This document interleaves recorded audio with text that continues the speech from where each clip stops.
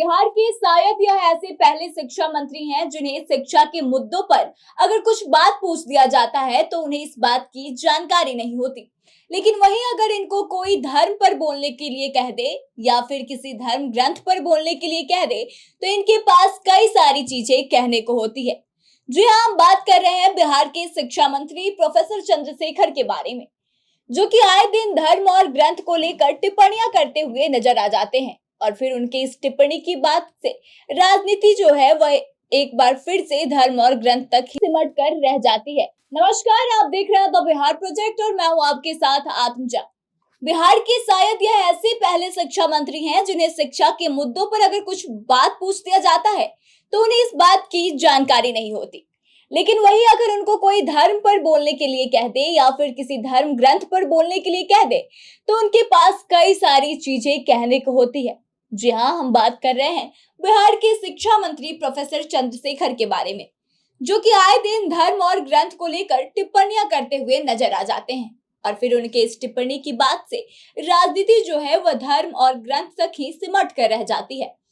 ऐसा ही कुछ मामला देखने को एक बार फिर मिला है। चंद्रशेखर ने एक बयान दिया है जिसके बाद से अब तो यह तय है कि उसको भी विपक्ष की तरफ से मुद्दा बनाया जाएगा।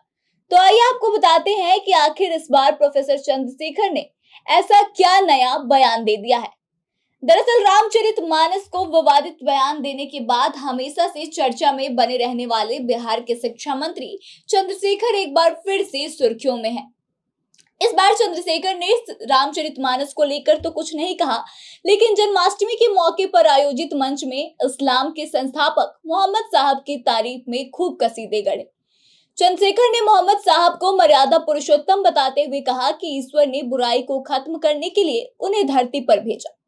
दरअसल जन्माष्टमी के मौके पर नालंदा के हिलसा प्रखंड स्थित बाबा अभयनाथ धाम में कृष्ण चेतना समिति द्वारा श्री कृष्ण जन्माष्टमी समारोह का भव्य आयोजन किया गया था।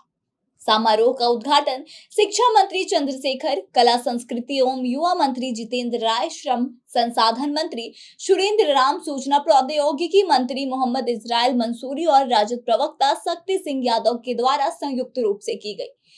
बता दें कि शिक्षा मंत्री प्रोफेसर चंद्रशेखर ने मंच से कार्यक्रम को संबोधित करते हुए कहा कि जब दुनिया में शैतानियत बढ़ गई, ईमान खत्म हो गया, बेईमान और शैतान ज्यादा हो गए, तो मध्य एशिया के इलाके में ईश्वर ने ईमान लाने के लिए एक शानदार पुरुषार्थ मर्यादा पुरुषोत्तम मोहम्मद साहब को पैदा किया। इस्लाम आया ईमान वालों के लिए, इस्लाम आया बेईमान शैतानियों के खिलाफ। मगर बेईमानी करने वाले अपने आप को मुसलमान कहते हैं तो इसकी इजाजत खुदा नहीं देता। मंत्री के संबोधन के बाद वृंदावन से आए कलाकारों द्वारा रासलीला का मंचन किया गया। लेकिन आपको बता दें कि बिहार की सरकार में राजद कोटे से मंत्री चंद्रशेखर अपने बयानों के कारण आए दिन मीडिया की सुर्खियों में बने रहते हैं। सड़क से लेकर सदन तक उन्होंने हिंदू धर्म के धर्म ग्रंथ श्री रामचरितमानस को लेकर विवादित बयान जो दिया था और उसके बाद से समाज को बांटने वाला भी करार दिया था। हालांकि इस बयान के कारण नीतीश सरकार की काफी फजीहत भी हुई थी।